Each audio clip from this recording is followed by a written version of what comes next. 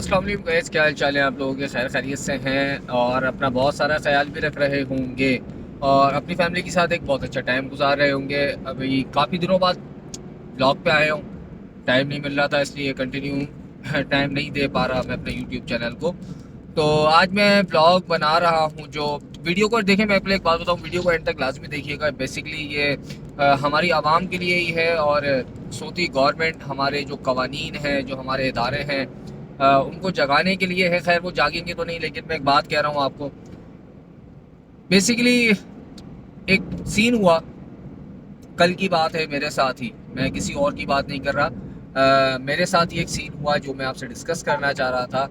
कि हुआ क्या कि दोपहर का टाइम था, मैं अपनी फैमिली के साथ एक प्रोग्राम के अंदर गया हुआ था।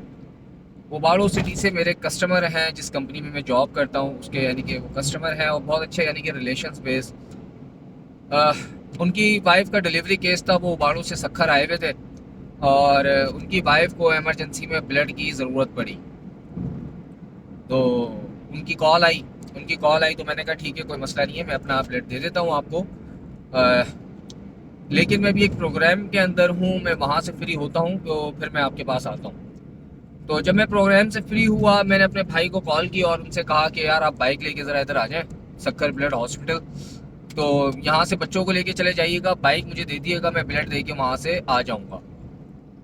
तो जब मैं प्रोग्राम से फारिग हुआ हूँ और मेरा भाई वहाँ पे पहले से मौजूद था, मैंने गाड़ी उसको दी, बच्चे उसमें बैठे हुए थे और मैंने उससे एक बाइक की चाबी ली, बाइक ली और मैं सक्कर ब्लड चला गया, जहाँ पे जो मेरे दोस्त हैं जिनको ब्लड की ज़रूरत थी, वो वहाँ पे मेरा वेट कर रहे थे। तो मैं उनके पास चला गया। अच्छा, इत्तेफाक ऐसा हुआ कि मैं चेक करना भूल गया कि मेरे भाई ने बिना लॉक के गाड़ी खड़ी की हुई है, मुझे लॉक लगा देना चाहिए था। तो मैं जब वहाँ पे गया, अब आपको पता है जो लोग ब्लड डोनेट करते रहते हैं कि ब्लड डोनेट करने का प्रोसेस कितनी देर का होता है। मैं समझता हूँ 15 to 20 मिनट्स का वो होता है, फिर भी ज़्यादा अगर लगा लें तो 30 मिनट्स। मैंने अपना ब्लड दिया है, आफ्टर 30 मिनट्स में वापस जब आया हूँ देखा तो वहाँ पे बाइक ही मौजूद नहीं थी। बाइक मौजूद नहीं थी और अच्छा, इत्तेफाक की मैं आपको बात बताऊँ, जहाँ से मेरी बाइक उठी है उसके ये कह लें कि 20-25 कदम या 30 कदम पे पुलिस की नाकाबंदी हुई हुई थी, जहाँ एसएचओ साहब जो हैं वो खुद वहाँ पे मौजूद थे। एसएचओ साहब वहाँ पे खुद मौजूद थे, एक एक बाइक को रोक के चेक किया जा रहा था। उसके बावजूद मेरी बाइक जो थी वो वहाँ से चोरी हो गई। पहले मैंने कोशिश की कि यार मैं देखूँ, हो सकता है कि मेरे भाई ने गलत जगह कहीं पार्क कर दी हो और मैं गलत जगह पे देख रहा हूँ। बहरहाल मैंने जितनी भी बाइक्स खड़ी हुई थी, मैंने सारी बाइक्स को देख लिया, मेरी बाइक लेकिन वहाँ मौजूद नहीं थी। उसके बाद मैंने देखा कि वहाँ पे नाकाबंदी हुई थी, तो मैं वहाँ पे गया, मैंने कुछ पुलिस वालों से डिस्कस किया। उन्होंने यही कहा कि यार आप देख लें कोई बाई मिस्टेक तो नहीं ले गया। कि कभी वो चाइना बाइक में आपने देखा होगा कि जितनी भी चाइना की बाइक है उसमें दूसरी की चाबी लग जाती है। आप दोबारा चेक करें, वहाँ खड़े होकर देखिए, हो सकता है कि वो दोबारा बंदा है और आपकी गाड़ी दे दे। लेकिन चलें ठीक है, मैंने 15-20 मिनट दोबारा खड़े होकर वेट कर लिया। मैंने कहा यार गई भी चीज़ें हो सकता है आ जाए, हो सकता है बाय मिस्टेक किसी से हो गया हो। 15-20 मिनट वेट करने के बाद मैं दोबारा जब उन पुलिस वालों के पास गया तो उन्होंने कहा चलो साहब के पास चलो, उन्हें बताते हैं। अच्छा, साहब बैठे हुए थे गाड़ी में, एसएचओ साहब, क्योंकि जाहिर सी बात है जो भी नाकाबंदी में चेकिंग वगैरह कर रहे थे, तो पुलिस की टीम मौजूद थी, वो चेकिंग वगैरह कर रहे थे। खैर वो मुझे साहब के पास लेके गए, एसएचओ साहब को मैंने बताया। उनका सबसे पहला एक सवाल ये था, गाड़ी आपकी लॉक थी? मैंने कहा नहीं। कहते यार आपकी गलती है, आपको गाड़ी लॉक करनी चाहिए थी। अच्छा जी ठीक है, मेरी गलती है, मुझे बाइक लॉक करनी चाहिए थी, क्योंकि मुझे पता होना चाहिए कि मैं जिस निज़ाम में रह रहा हूँ वहाँ पे आपने अपनी हिफाजत खुद करनी है। कोई आपका साथ नहीं देगा या कोई आपकी हिफाजत नहीं करेगा। चले ठीक है जी। अभी सर खैर एसएचओ साहब की मेहरबानी किया, वो अपनी गाड़ी से उतर के मेरे साथ चले और उस जगह जाके उन्होंने देखा, सारी बाइक्स को चेक करा और एक और बाइक थी जो बिना लॉक के खड़ी हुई थी, उन्होंने उसकी हवा निकाली दोनों टायरों की, कहने लगे कि यार हो सकता है ये बंदा हो। चले भाई ठीक है।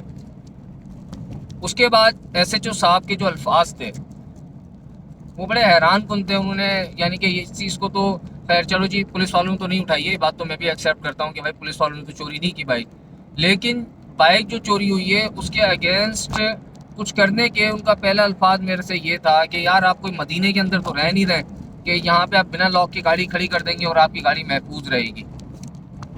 आपको लॉक लगाना चाहिए था, आपने लॉक नहीं लगाया, इस वजह से आपकी गाड़ी चोरी हो गई। यार बड़ा शॉकिंग बात थी उनकी कि ऐसे कैसे चोरी हो गई। उनका एरिया है, उसकी उनकी जो है रिस्पॉन्सिबिलिटी है कि यहाँ पे स्ट्रीट क्राइम को रोकना या इस तरीके की चोरी चकारी को बंद करना। थोड़ा मैं उनको बता दूं कि भाई अगर आप मदीने की बात कर रहे हैं तो भाई वहाँ मदीने के अंदर भी अगर कोई बाइक चोरी नहीं कर सकता तो उसके मेन रीज़न है कानून। वहाँ पे कोई आर्मी या कोई उनकी अपनी एजेंसीज नहीं खड़ी हुई है आवाम की हिफाजत के लिए, वहाँ पे पुलिस ही खड़ी हुई है। उस पुलिस ने ही मदीने को ऐसा यानी कि कानून को वहाँ पे प्रोटेक्शन अपनी आवाम को ऐसी दी हुई है कि आपने मुझे वहाँ मेरी बाइक चोरी हुई, आपने मुझे मिसाल दी कि यार आप मदीने में नहीं है कि आप बिना लॉक की गाड़ी खड़ी कर देंगे। तो आपने ही अपने इलाके को, अपने एरियाज़ को सिक्योर करना है कि लोग आपकी मिसाल दें। खैर मकसद वीडियो बनाने का क्या है कि यार देखें मैंने तो सब्र कर लिया, मेरी बाइक गई। लेकिन मेरा एक सवाल ये है कि एक गरीब आदमी जो पता नहीं किस तरीके से पैसे जमा करके एक बाइक लेता है और उसकी बाइक चोरी हो जाती है, यार वो कैसे सब्र करेगा, क्या करेगा। आज तो आलम यह है कि लोग भूख से यानी कि 3 वक्त की रोटी को तरस रहे हैं, और अगर कोई अपनी जमा पूंजी जमा करके कोई बाइक या इस तरीके की कोई चीज़ लेता है और वो चोरी हो जाए और उसके ऊपर जो है आपके मुहाफिज जो आपकी प्रोटेक्शन के लिए खड़े हुए हैं और वो आपको ये जवाब दें, अल्लाह रहम फरमाए। लेकिन लेकिन लेकिन यार क्या हम लोग इतने वो हो चुके हैं, समझें कि थकी हुई कौम हम लोग हो चुके हैं। एक हमें यानी कि जवाब ये मिल रहा है, यार मैं एक टैक्स पेयर पाकिस्तानी हूँ, मैं अपना बिजली का बिल, अपने मोबाइल का बैलेंस, अपने घर की ग्रॉसरी और जो भी चीज़ें मैं मुकम्मल बिल्स के साथ और अपना मुकम्मल टैक्सेस के साथ अदा करता हूँ। जब एक टैक्स पेयर पाकिस्तानी ही अपने मुल्क के अंदर महफूज नहीं है तो यार आपको लगता है कि कोई दूसरा पढ़ा लिखा नौजवान या जो टैक्स पेयर है वो इस मुल्क में महफूज होगा। और दूसरी चीज़ एक ये आती है कि यार मैं टैक्स दे किस लिए रहा हूँ, मैं तो टैक्स इसलिए दे रहा हूँ कि भाई मेरे दिए हुए टैक्स से आपको तनख्वाहें टाइम पे मिलें और आप मेरे प्रोटेक्शन के लिए आप लोग काम करें। क्योंकि देखें आप लोग अगर पुलिस बने हैं या आपने जो वर्दी पहनी है वो मेरी हिफाजत के लिए पहनी है, अगर हमें हिफाजत की ज़रूरत नहीं होती तो ये सेक्टर ही ना बनता पुलिस का। लेकिन लेकिन अल्लाह ताला हम सब पर अपना रहम फरमाए। मैंने तो सब्र किया कि हो सकता है कि कोई अल्लाह ताला ने बड़ी नाकानी आफात से मुझे बचाने के लिए छोटी पे उतारी और अल्लाह ताला मुझे इसका समझें कि रिप्लेसमेंट ज़रूर देगा। वो बड़ा रहमान और रहीम है, बड़ा गफूर और रहीम है। महंगाई इस हद तक ऊपर जा चुकी है। देखिए असल में आपको एक चीज़ बताऊं कि असल चीज़ ये है कि बेरोज़गारी जो बढ़ रही है ना, जब बेरोज़गारी बढ़ती है तो क्राइम रेशो बढ़ता है। मैंने अपने पिछले ब्लॉग्स के अंदर काफ़ी दफ़ा कहा कि यार देखें आप आवाम को परेशान कर रहे हैं इस महंगाई के बाइस। वो लोग, उन लोगों ने क्या करना है जिसके घर पे बच्चे भूखे बैठे हुए हैं और खाने को 2 वक्त की रोटी नहीं है, वो अपने जाहिर सी बात है भूखे बच्चों को खाना खिलाने के लिए वो तो किसी की जान भी ले सकता है, वो जाहिर सी बात है लूटेगा, वो लोग कर रहे हैं। लेकिन आज इस मुल्क के हालात बहुत बुरे हैं। अल्लाह ताला हम सबको अपने हिफ्ज़ अमान में रखे। हबीब कुकिंग ऑयल जिसका एक रिकॉर्ड है कि उसने कभी बंदे नहीं निकाले, रिकॉर्ड है उसका, लेकिन आज हबीब ऑयल ने अपने बंदे फ़िल्टर करना शुरू कर दिए। ऐसा नहीं है कि वो परफॉर्मेंस बेस नहीं थे, परफॉर्मेंस बेस लड़के उन्होंने फारिग किए हैं। अब देखें जो लड़के बेरोज़गार हुए हैं अगर उनको टाइम पे रोज़गार मिल जाता है तो वो जाहिर सी बात है अपना घर चला सकेंगे।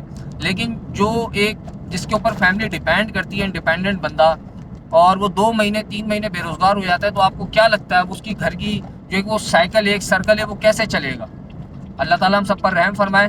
अल्लाह ताला हम सबको अपने हिफ्ज़-ओ-अमान में रखे। बहुत शुक्रिया। अल्लाह हाफ़िज़।